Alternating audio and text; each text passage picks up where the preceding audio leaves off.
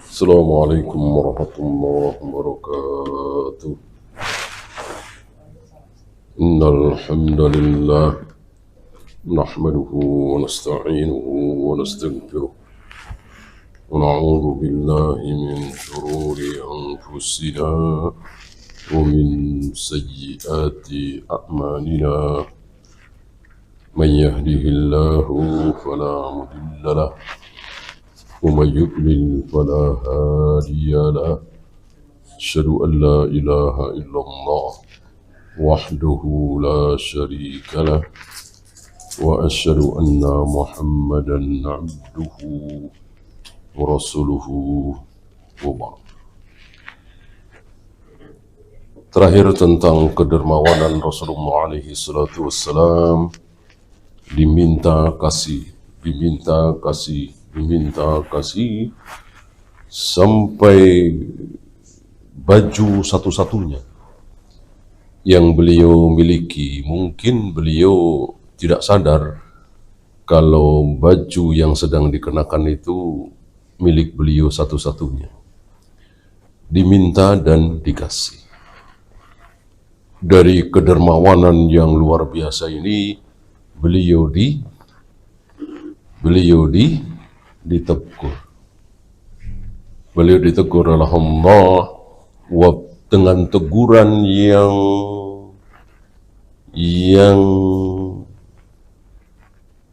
sekaligus memuji, ya. Yang sekaligus membenarkan, wabtaghi fima atakallahu daral akhirata wala tansa nasibaka minad dunya. Carilah kebahagiaan abadi nanti di akhirat. Betul kan? Dengan dermawan itu kebahagiaan abadi. Karena 1 rupiah yang kita infakkan di jalan Allah akan kita nikmati di surga selama-lamanya. Ya. Karena pahala itu kekal. Gitu. Jadi misalnya seumur hidup sholat cuma 2 rakaat, habis itu mati. Ya kan, ini adalah contohnya sahabat, ya kan. Begitu masuk Islam, sholat 2 rakaat, habis itu mati. Berarti kan pahalanya sedikit sekali, cuma sholat 2 rakaat. Apakah kemudian nanti di surga tidak kekal? Tetap kekal dari 2 rakaat itu. Dinikmati terus, ya. Kalau pahala itu tidak kekal, maka akan ada waktu di mana penduduk surga harus keluar dari surga. Atau minimal tidak boleh menikmati fasilitas surga. Orang udah habis, ini kan sudah 1 triliun tahun misalnya, ya. Ini sudah 1000 triliun tahun. Sholatmu, saummu, baca Al-Quranmu sudah dibalas semua. Udah habis, udah selesai. Tutup. Udah keluar saja dari surga sana, atau boleh di surga tapi cari makan sendiri, cari fasilitas sendiri. Kan tidak seperti itu. Tetap kekal selama-lamanya. Wala tansa nasibaka minad dunya. Tapi jangan lupa engkau masih punya bagian di dunia. Artinya kalau baju cuma 1 yang sedang dipakai, ada yang minta, ya jangan dikasih.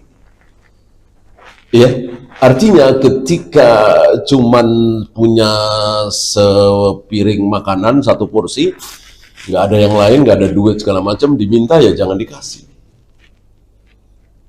Gitu ya. Nah, inilah nasihat Allah, dan yang terbalik dibanding dengan nasihat kita.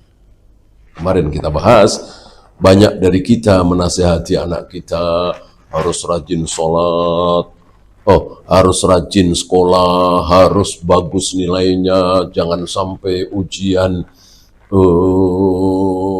di atas 10 besar, harus masuk 10 besar, syukur-syukur 5 besar, nanti lulus harus cum laude, supaya apa? Supaya mudah cari kerjaan, ya minimal GM, syukur-syukur jadi direktur.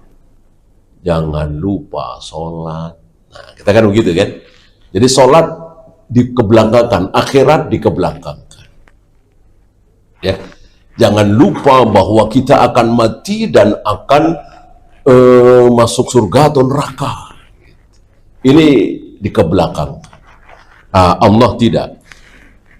Carilah kebahagiaan abadi di akhirat surga. Itu dulu. Jangan lupa engkau masih di dunia, butuh makan, butuh minum. Kalau kita kebalik. Karena saking besarnya dunia itu di mata kita, dan saking kecilnya akhirat itu di mata kita, maka terbalik. Ya, kita lanjut 27. Wa an Abi Yahya Suhaib ibn Sinan radhiyallahu anhu qala Rasulullah sallallahu alaihi wasallam, ajaban li amril mu'min, sungguh menakjubkan keadaan diri seorang mukmin. Rasul saja takjub. Dengan apa? Dengan keadaan seorang mukmin, seorang muslim. Dulu pernah kita bahas ya, mukmin, muslim, fakir, miskin, Al-Quran dan Sunnah, albir wa taqwa. Kalau bertemu maka berpisah, kalau berpisah maka bertemu. Artinya, kalau seseorang menyebut mukmin, mukmin, mukmin, otomatis muslim. Si fulan muslim, muslim, muslim, otomatis mukmin. Ya. Fakir, dia fakir, otomatis miskin. Si fulan miskin, otomatis fakir. Karena disebut satu saja. Kita kembali kepada Al-Quran. Al-Quran, Al-Quran, Al-Quran. Otomatis sunnah masuk. Ya. Atau sebaliknya, kita hidupkan sunnah Nabi, sunnah, sunnah, sunnah. Al-Quran masuk. Gitu ya.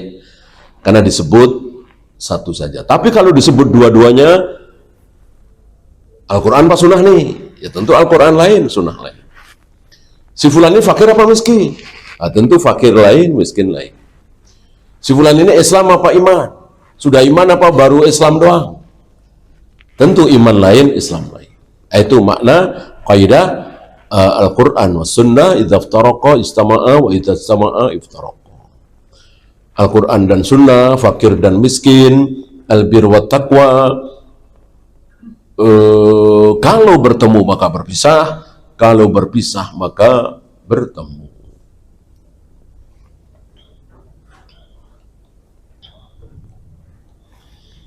Maka jangan salah paham. Kan Nabi cuma sebut Al-Quran, Al-Quran. Ya. Nabi nggak bilang sunnah, berarti dia nggak paham. Ya. Kan Allah cuma bilang miskin, miskin. Allah nggak bilang fakir. Berarti dia salah paham. Sakit baik, sehat baik. Sukses baik, gagal baik. Ya. Jadi pejabat tinggi baik, jadi rakyat jelata baik. Pokoknya nggak ada buruk-buruknya seorang mukmin itu. Ini tidak ada kalau bukan muslim. Walaysa dzalika li ahadin illa lil mu'min. Kalau tidak mukmin, kalau tidak muslim nggak ada. Buddha misalnya, Hindu misalnya, Konghucu misalnya, Yahudi, Nasrani. Kalau miskin baik? Enggak, miskin ya kiamat. Yang baik itu kaya. Gitu. Sakit yang nggak baik, yang baik itu sehat. Gitu. Bangkrut nggak baik. Sukses yang baik. Untung banyak itu baik. Itulah orang kafir, itulah non-muslim. Adapun kaum muslimin, mau sukses, mau gagal, mau sehat, mau sakit, semuanya baik. Mana letak kebaikannya? Apa? Letak kebaikannya apa? Syukur dan sabar. Letaknya di situ. Antara dua itu, syukur sabar, syukur sabar, sabar syukur, sabar syukur, syukur sabar. Antara itu aja. In asabathu sarra syakara. Kalau dia ditimpa kebaikan, tiba-tiba bisnis melejit, yang lain masih merangkak, punya kita langsung melejit, buka ratusan cabang misalnya. Bersyukur. Tiba-tiba bangkrut, hancur bisnis kita, bersabar. Gitu aja. Sehat, alhamdulillah, sudah hampir 2 tahun nggak pernah ke rumah sakit, bahkan nggak pernah ke dokter, bahkan beli obat aja bisa dihitung dengan jari. Alhamdulillah, bersyukur. Ini 3 bulan bisa 5 kali lebih ke rumah sakit, sakit-sakitan. Bersabar, dua-duanya baik. Dua-duanya baik. Fakana khairan lahu wa in asabathu dharra sabara fakana khairan lahu. Inilah seorang muslim, inilah kaum muslimin, tidak ada keburukannya. Syukur, sabar, sabar, syukur. Dan siapapun pasti sama pilihannya. Milih yang bersabar apa milih yang bersyukur? Kalau disuruh milih, pasti bersyukur. Berarti kan sehat, belasan tahun nggak pernah sakit, sukses, laris, jadi pejabat tinggi, dan seterusnya, maunya kita. Kan hidup bukan maunya kita, maunya Allah. Hanya orang kafir atau seorang muslim yang terkena syubhat pemikiran kafir bahwa hidup itu pilihan kita. Kata siapa hidup pilihan kita? Ya, berapa banyak yang memilih jadi dokter, jadinya insinyur. Berapa banyak yang milih jadi pejabat, jadinya pengusaha. Berapa banyak yang ingin jadi pengusaha, jadinya pedagang kecil. Ya, ini syubhat. Hidup itu pilihan kita itu sombong. Hidup pilihan Allah. Apa kita nggak percaya takdir? Kita cuman bisa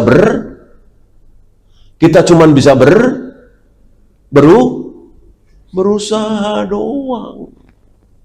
Kalau orang kafir, iya. Enggak. Saya jadi menteri itu pilihan saya. Saya jadi gubernur itu pilihan saya. Saya jadi wali kota, saya jadi anggota dewan, saya jadi pengusaha, itu pilihan saya. Sombong. Sesombong-sombong.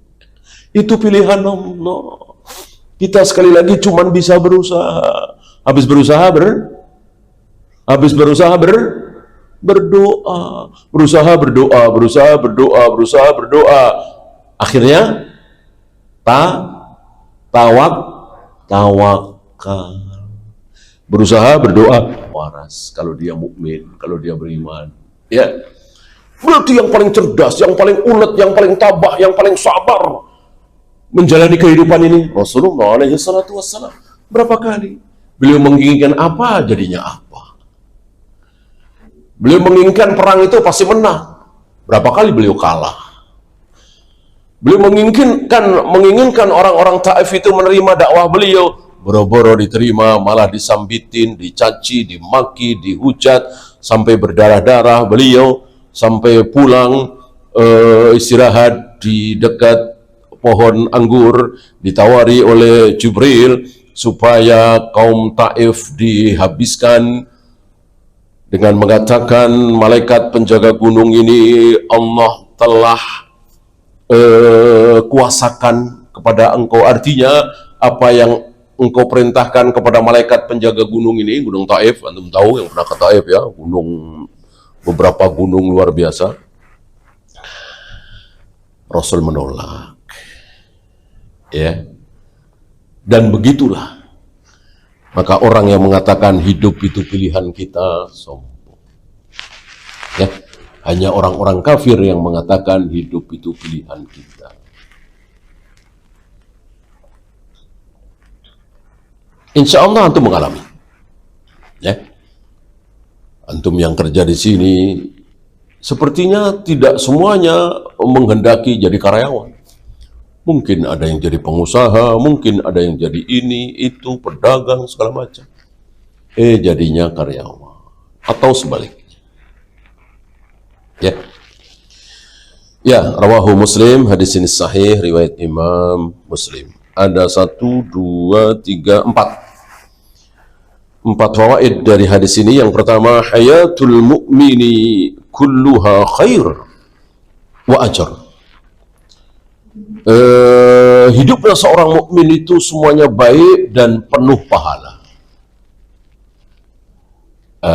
Kaya berpahala, miskin berpahala, sehat berpahala, sakit berpahala, menjadi sukses berpahala, menjadi gagal berpahala, semuanya pahala terus. Yang penting apa tadi? Syukur dan sabar, sabar dan syukur, syukur dan sabar, sabar dan syukur. Nah, disinilah para ulama selama hampir 700 tahun berselisih. Mana yang lebih baik, kaya syukur apa miskin sabar? Mana yang lebih baik, orang yang sehat bersyukur apa yang sakit bersabar? Mana yang lebih baik, orang sukses bersyukur apa orang gagal bersabar? Berselisih.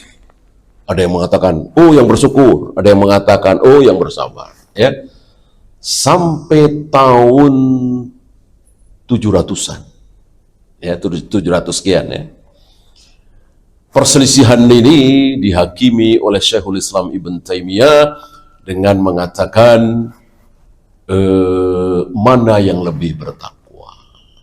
Artinya dua-duanya baik, dua-duanya benar, dua-duanya mulia. Mana yang lebih mulia? Yang lebih banyak sholat sunatnya misalnya.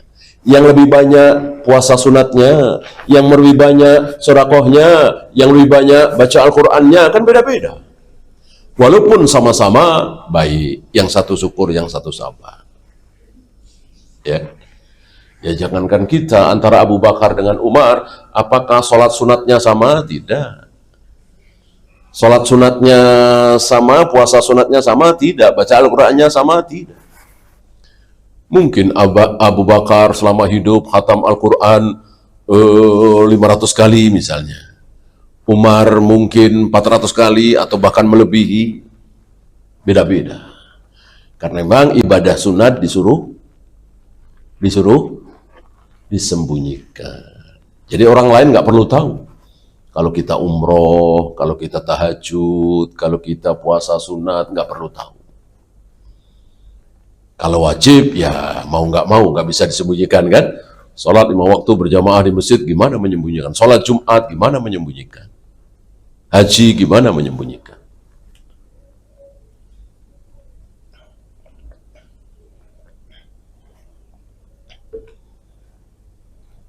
Sawa'an kana fima yadharu lahu annahu syar au khair. Sama saja. Mau zahirnya baik atau buruk, mau kaya, mau miskin, mau sehat, mau sakit, mau sukses, mau gagal, sama saja. Oleh karena itu, kalau orang tujuannya surga, tujuannya ridha Allah, tujuannya kebahagiaan abadi di akhirat, nggak bakalan sedih, nggak bakalan stres. Kaya alhamdulillah, miskin sabar. Tujuannya tercapai alhamdulillah, tidak tercapai atau gagal, sabar. Ya, nikmat, lezat.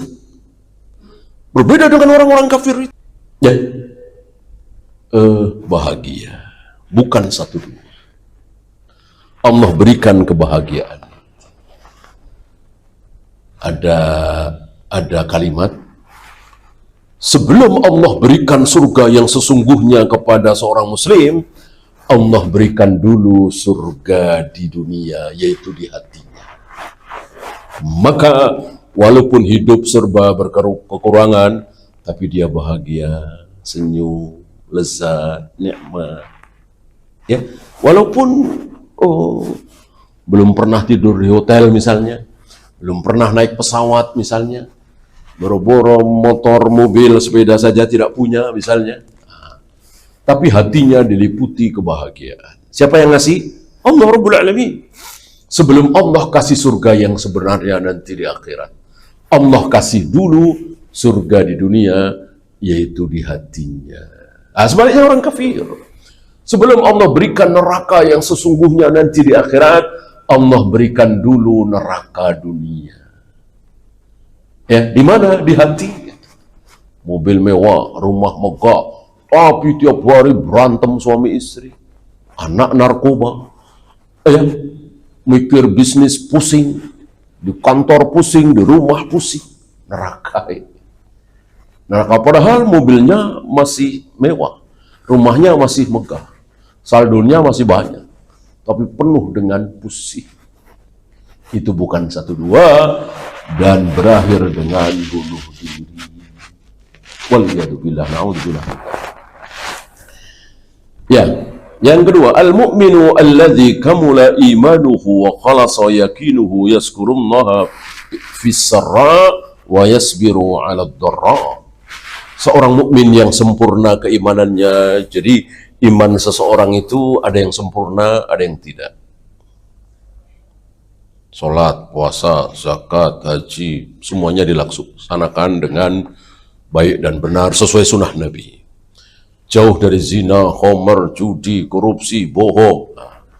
Insya Allah ini seorang mukmin yang sempurna. Ya tentu tidak sesempurna tabi'in, apalagi sahabat, apalagi para nabi, para rasul. Kesempurnaan itu kan bertingkat. Ini ada seorang muslim yang sholat, saum, tapi nggak mau bayar zakat. Padahal udah di atas nisab. Ya, kadang masih makan riba, kadang masih minum khamr. Masihkah mukmin? Masih. Tapi tidak sempurna. Salat, puasa, zakat, haji semuanya dilaksanakan. Jauh dari zina, khamr, judi, tapi masih hobi ghibah, namimah. Ini tidak sempurna.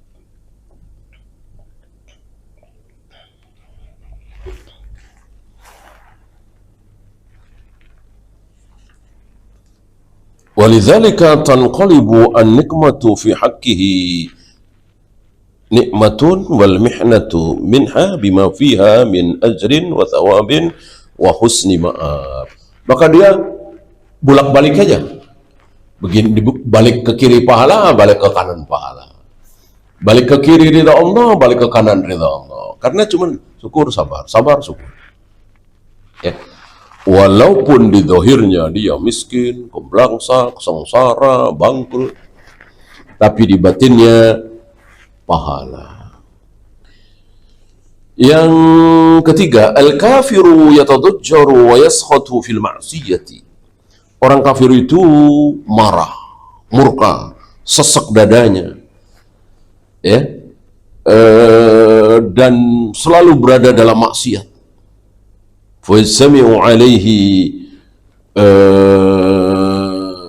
كِفْرَانِ مِنَ الْوَزْرِ.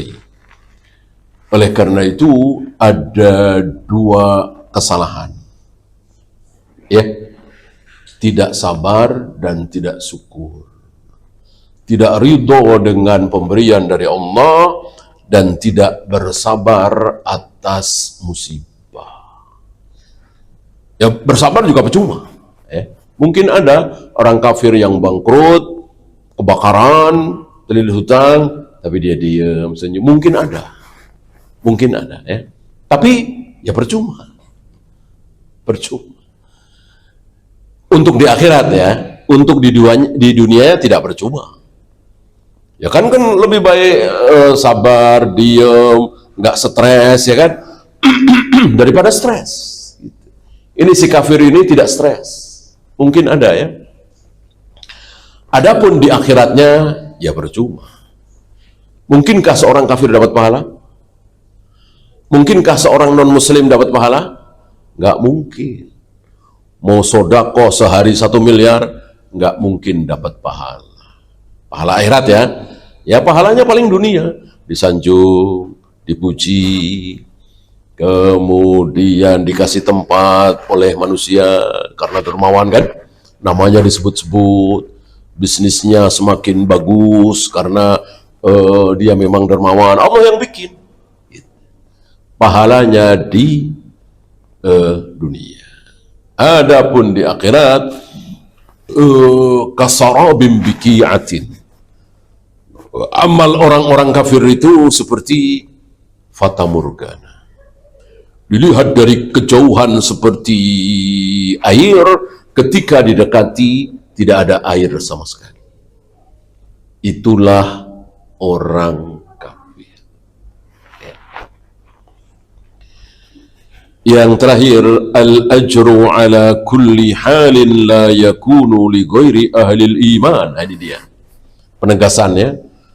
Pahala yang Allah berikan dalam segala keadaan itu tidak mungkin Allah berikan kepada non-muslim, ya, khusus kaum muslim. Maka betapa bersyukurnya Allah takdirkan kita sebagai seorang muslim, ya. Antum jangan bilang, oh itu kan pilihan kita sebagai seorang muslim, seorang mukmin. Kata siapa? Sombong lagi ini, ya. Coba saya nanya ke antum, diinget-inget ya, insya Allah antum nggak bisa jawab. Ini yang ayah ibunya muslim ya. Saya nanya kepada antum, kapan antum berusaha menjadi seorang muslim? Insya Allah antum nggak bisa jawab. Saya juga nggak bisa jawab. Kapan saya pertama kali berusaha jadi seorang muslim? Nggak ada yang bisa jawab. Orang lahir dari ayah ibu yang muslim, ya kan? Umur 7 hari diakikai oleh ayah ibu kita. Begitu lahir banyak yang diazani, tapi ini hadisnya kan dhaif ya. Kemudian umur 3 bulan, 5 bulan, 6 bulan sering dengar azan di masjid dekat kita, musala dekat kita, ya kan? Begitu umur 2 tahun, 3 tahun kita ikut ayah kita atau abang kita ke masjid, bercanda di masjid, namanya bocah, ya kan? Kemudian dimasukkan ke TK Islam, SD Islam, atau SD umum, sorenya di TPA ngaji, begitu kan? Terus sampai SMP, SMA, kuliah, kita jadi muslim, ya, dari keturunan saja, ya rata-rata begitu.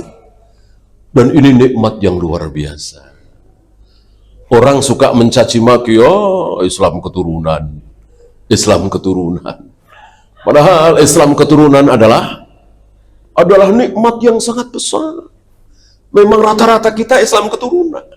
Dan itu kata Nabi, agama anak itu mengikuti ayahnya, mengikuti orang tuanya. Otomatis itu, ya. Nggak ada orang tua Hindu kemudian nyuruh anaknya udah kamu Buddha aja. Ayah ibunya Buddha nyuruh anaknya udah kamu Islam saja. Nggak ada. Namanya juga keyakinan. Ketika ayah ibu Hindu, tentu dia meyakini Hindu itu yang benar, yang lainnya salah. Jangan ke agama lain. Kan begitu semua agama.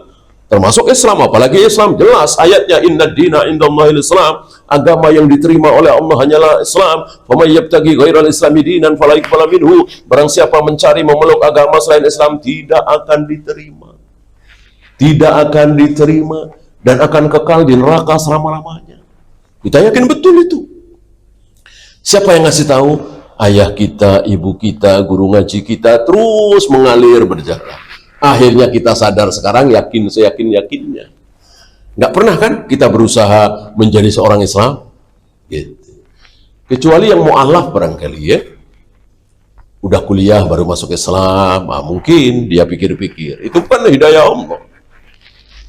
Rata-rata kita yang lahir dari ayah ibu muslim, otomatis. Itulah Islam keturunan. Harus kita syukuri. Jangan dicaci maki, jangan jelek-jelekkan Islam keturunan. Alhamdulillah, Islam keturunan. Daripada kafir keturunan, mau jadi kafir keturunan, dia kan? Orang-orang Jepang sekarang, orang-orang Amerika, orang-orang Inggris, Prancis, Jerman, itu semuanya kafir keturunan. Rata-rata kafir keturunan. Karena ayahnya, ibunya kafir, nenek moyangnya kafir, ya otomatis anaknya, cucunya, cicitnya ikut kafir. Namanya agama kan seperti itu. Disitulah rahasia kenapa Nabi menyuruh kita semua memperbanyak anak. Karena otomatis akan menambah jumlah kaum muslimin.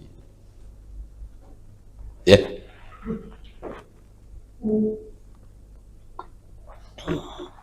Kelak aku akan berbangga dengan banyaknya umatku nanti di akhir.